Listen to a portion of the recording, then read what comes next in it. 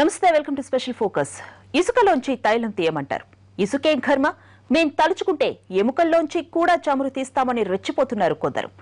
మా కల్తీ ఆగడాలకు ఒక అంతుండదంటూ రెచ్చిపోతున్నారు. నిజామాబాద్ జిల్లాలో అక్రమంగా సాగుతోన్న బోన్ మాఫియా బాగోతాలపై ఎన్టీవీ స్పెషల్ ఫోకస్.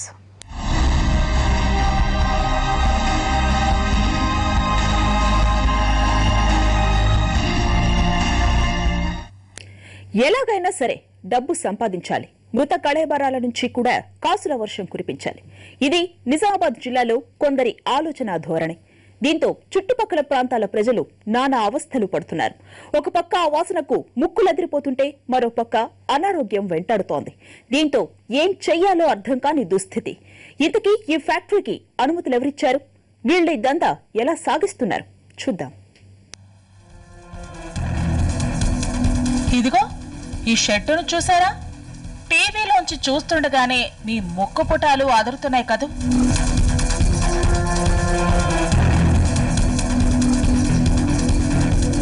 ఎండిన ఎముకలు, కుళ్ళిన శరీరాల వాసన గుప్పుమంటోంది కదూ.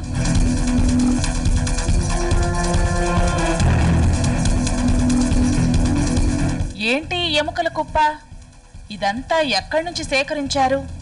ఊరి మధ్యలో వీటిని పోగు చేస్తున్నదెవరు అన్న అనుమానాలు వస్తున్నాయి కదూ.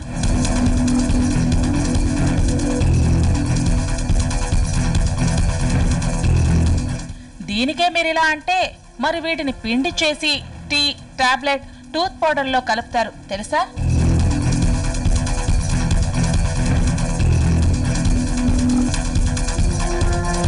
అంతేకాదు, ఈ కొవ్వుల్లోంచి డాల్డా, నూనె లాంటి ద్రవాలను పిండుతారు. వింటున్నారా?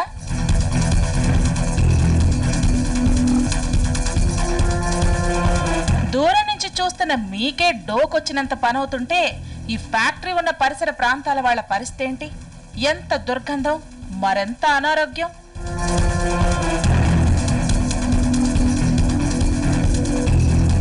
ఇదేది పట్టది అక్రమ దందా నిర్వాహకులకు. ఎముకల పిండి చేశామా, డబ్బు సంపాదించామా, ఎవరెలా పోతే మాకెందుకన్న ధోరణి వీళ్ళది. ఆ యొక్క ఫ్యాక్టరీ, బొక్కల ఫ్యాక్టరీను చూసి ఆశ్చర్యపోవాల్సిన విషయం ఏంటంటే, బొక్కలు, జంతు కళేబరాలు ఏవైతే ఉన్నాయో అవి తీసుకొచ్చి ఎండబెట్టి 3 రోజులు 4 రోజులు ఎండబెట్టి వాటి ద్వారా బొక్కల పౌడర్ తయారు చేస్తూ పబ్లిక్కు, అక్కడ ఉన్న ప్రజలకు హానికరంగా తయారు చేస్తూ. నిజామాబాద్ నగర శివారు ప్రాంతాల్లో, జిల్లాలోని బోధన్, నీలా, వడ్డేపల్లి ప్రాంతాల్లో జంతువుల మృత కళేబరాలు నిల్వ చేసే ప్రాంతాలున్నాయి. రోజు వేలల్లో జంతువధ జరుగుతుంది. ఇలా వధించిన జంతువుల కళేబరాలతో దందా చేస్తున్నారు కొందరు అక్రమార్కులు. నిబంధనలు తొంగల తొక్కి ప్రజారోగ్యాన్ని పడకేసేలా చేస్తున్నారు. నిత్యావసరాలను కల్తీ చేస్తూ జనం జీవితాలతో ఆటలాడుకుంటున్నారు. ఏరియాలో గంజుల ఒక ఫ్యాక్టరీ ఉన్నది. దాంతో ప్రాణంకి రోగం, మొత్తం మనకు ప్రజలకు ప్రాబ్లం అవుతున్నది. ఆ ఫ్యాక్టరీకి మా పైన వాళ్ళకి సిద్ధిలా తీసుకొని ప్రజలకి మనం సేవ చేస్తాం. ప్రజలతోని మనం మినిస్టర్ అవుతాం, పెద్ద పెద్ద పోస్ట్ అవుతుంది. ప్రజలకి మనం చూడలేకుంటే ఎట్లా? ప్రజలకి ప్రాబ్లం అవుతున్నది. ఆ ఫ్యాక్టరీలో, మా గంజ్ ఫ్యాక్టరీలో ఉన్నది ఒక ఫ్యాక్టరీలో ప్రాబ్లమ్స్ ఉన్నాయి. వాతావరణం మంచి వస్తుండలేదు, వాసం వస్తున్నాయి. ఆ నూనె తయారు చేస్తున్నారు. దాంట్లో ప్రజలు చచ్చిపోతే మనం పైన వాళ్ళు చూసి యాక్షన్ తీసుకొని దానికి మంచిగా యాక్షన్ తీసుకొని లాక్ చేసి, సీల్ చేసి, బంద్ చేసి ప్రార్థన చేయండి. జిల్లాలో దాదాపు 5 ఫ్యాక్టరీల్లో జంతు కళేబరాల నుంచి తీసిన ఎముకలను క్రషింగ్ చేస్తున్నారు. కొన్ని జనావాసాలకు దగ్గరలోనే చేస్తుండగా మరికొన్నింటిని ఊరికి దూరంగా గుట్టుచప్పుడు కాకుండా పని కానిస్తున్నారు.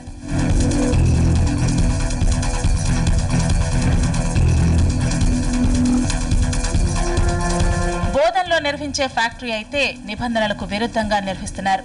దాదాపు 20 ఏళ్లుగా ఇక్కడ ఈ దందా అడ్డు లేకుండా సాగిస్తున్నారు. అదేమంటే మాకు అనుమతులున్నాయని దబాయిస్తారు. అక్కడితో ఆగకుంటే దాడులకు తెగబడతారు. అసలు ఇలాంటి అనుమతులు ఎలా ఇస్తారో ఎవరికీ అర్థం కాదు. ఈ క్రషింగ్ సెంటర్ల దరిదాపుల్లోకి వెళ్లటానికి కూడా జనం భయపడతారంటే ఇక్కడ సీన్ ఎంత సీరియస్ గా ఉందో అర్థం చేసుకోవచ్చు.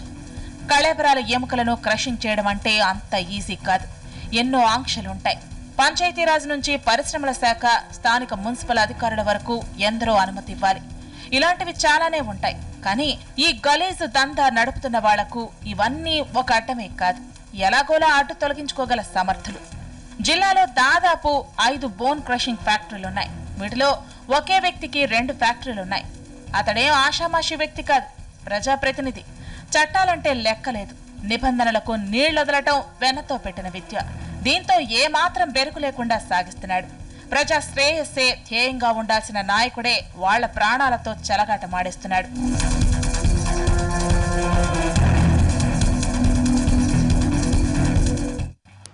నిజామాబాద్ జిల్లాలో గత 2 ఏళ్లుగా వర్షాభావ పరిస్థితులు నెలకొనున్నాయి. పశుగ్రాసం దొరక్క రైతులు నానా అవస్థలు పడుతున్నారు. వాటిని పోషించలేక సంతలో అమ్మేస్తున్నారు. అక్రమార్కులు ఇదే అదునుగా భావిస్తున్నారు. చేయరాని అక్రమాలకు పాల్పడుతున్నారు. మీకు తెలుసా, నిజామాబాద్ నగరంలో బోన్ క్రషింగ్ జరిగే ప్రాంతాలకు వెళ్లాలంటే జనం భయపడతారు. అక్కడకు ఎవరైనా వెళితే దాడులకు తెగబడతారు. ఎంత దుర్గంధమైనా భరించాల్సిందే. ఇదేమని అడగటానికి వీల్లేదు, అదంతే.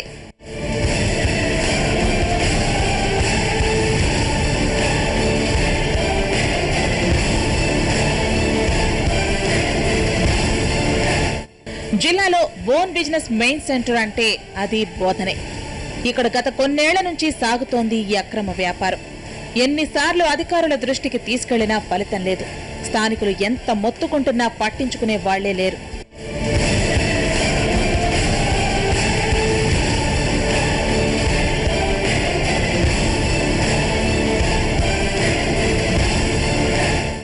గంజసాగర్ బోన్స్ ఫ్యాక్టరీ పేరిట దీన్ని నిర్వహిస్తున్నారు.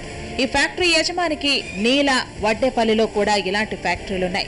బోధన్ ఫ్యాక్టరీ అయితే జనావాసాల మధ్య ఉండటంతో జనం తీవ్రంగా ఇబ్బంది పడుతున్నారు. అనారోగ్యాల పాలవుతున్న మొర్రో అని మొత్తుకుంటున్నా పట్టించుకునే దిక్కు లేకుండా పోయింది. जो भी है वो में रह रहे अब तक रहते आए, उसको क्या बोलेंगे उसके वास्ते। ये कब से चल रहा है? ये अब से नहीं, हमारा 20 साल जिंदगी चले गया यहाँ पे। 20 साल से देख लेते कर लेते आ रहे। तो बुआ आ रहे तो कैसे? वो आ रहे बाद भी नहीं क्या करते, वो भी तो रहना है ना, ये भी तो रहना रहेगा। उसके वास्ते खाम बीमार पड़ रहे हो, कुछ हो रहे। अब वो ऐसा तो होते रहता जल्दी।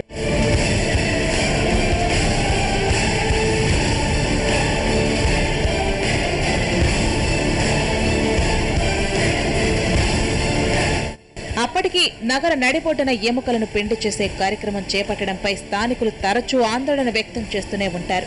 ఇక్కడి ప్రజల దురదృష్టానికి తోడు ఈ క్రషింగ్ ఫ్యాక్టరీ 2003లో మున్సిపల్ కార్యాలయం నుంచి ట్రేడింగ్ లైసెన్స్ కూడా పొందింది. అంతేకాదు, ఇండస్ట్రియల్ డిపార్ట్మెంట్ నుంచి ఉదయం 10 గంటల నుంచి సాయంత్రం 6 గంటల వరకు ఫ్యాక్టరీ నడుపుకునే అనుమతి లభించింది. పశువులకు సంబంధించిన బుక్కల ఫ్యాక్టరీ ఏదైతుందో అది ఎలాంటి విచారణ లేకుండా ప్రభుత్వానికి సంబంధించినటువంటి ఏవైతే సూచనలు కానీ నిబంధనలు కానీ నియమ నిబంధనలు అన్నీ కూడా తుంగలో దొక్కి ప్రజల ఆరోగ్యానికి ఏ విధంగా కూడా తీసుకోవాల్సినటువంటి చర్యలన్నీ కూడా పాటించకుండా ఒక అక్రమ దారిలో లైసెన్సులు తీసుకొచ్చుకొని అక్కడ వాళ్ళు బొక్కల ఫ్యాక్టరీ నడుపుతూ మరి కాలుష్యాన్ని పెంచుతూ మరి సామాన్య మానవులకు అనారోగ్యానికి గురవుతున్నారు. దాని విషయంలో ఈ పాలకులు శ్రద్ధ తీసుకొని పై అధికారులు ఉన్నతాధికారులు ఈ యొక్క లైసెన్స్ ఏదైతే ఇవ్వడం జరిగిందో దాన్ని మళ్ళొకసారి సరి చూసుకొని ప్రజలకు ఎలాంటి హాని జరగకుండా వాళ్ళందరూ కూడా చర్యలకు పూనుకోవాలి. ఇదెలా సాధ్యం? ఈ దుర్గంధ కేంద్రాలకు అనుమతులు ఎలా ఇస్తారు? ఇక్కడి నుంచి ఫ్యాక్టరీ తొలగించాల్సిందేనని మొన్న మధ్య ఆందోళనకు దిగారు స్థానికులు. ప్రజల నుంచి వస్తున్న ఒత్తిడి తట్టుకోలేక మున్సిపల్ అధికారులు నోటీసులైతే జారీ చేశారు.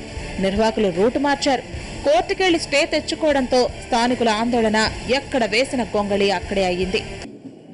మెసర్ సాగర్ ట్రేడ్స్ ప్రైస్ ఏదైతే బోన్ మిల్ ఉందో అది దాదాపుగా నాకు 2013 నుంచి అక్కడ అది ఫ్యాక్టరీ అక్కడ రన్నింగ్ అవుతుంది.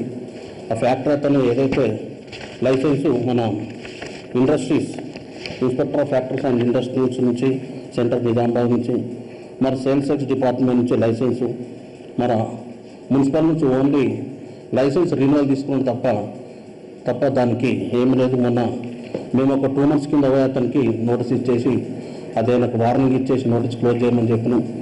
దాని ఇవన్నీ ఏదైతే సర్టిఫికేట్ తీసుకొని ఆయన కోర్టుకి వెళ్ళి స్టే తెచ్చుకున్నాడు. అది మాకుగా ఈరోజు వచ్చింది. మేముగా పారావిజన్లో మాకు సబ్మిట్ చేసి ఆ ఫ్యాక్టరీ క్లోజ్ చేస్తానని మీ ద్వారా తెలియజేస్తున్నాను. బోన్ క్రషింగ్ చేస్తే 1 కాదు 2 కాదు, రోజుకు సుమారు 70,000 రూపాయలు వస్తాయి. ఈ డబ్బుకు ఆశపడుతున్న అక్రమార్కులు స్థానికుల నుంచి ఎంత వ్యతిరేకత ఎదురైనా సరే లెక్క చేయక దందా కొనసాగిస్తూనే ఉన్నారు. ఎంతకైనా తెగిస్తున్నారు. స్పెషల్ ఫోకస్ లో షార్ట్ బ్రేక్.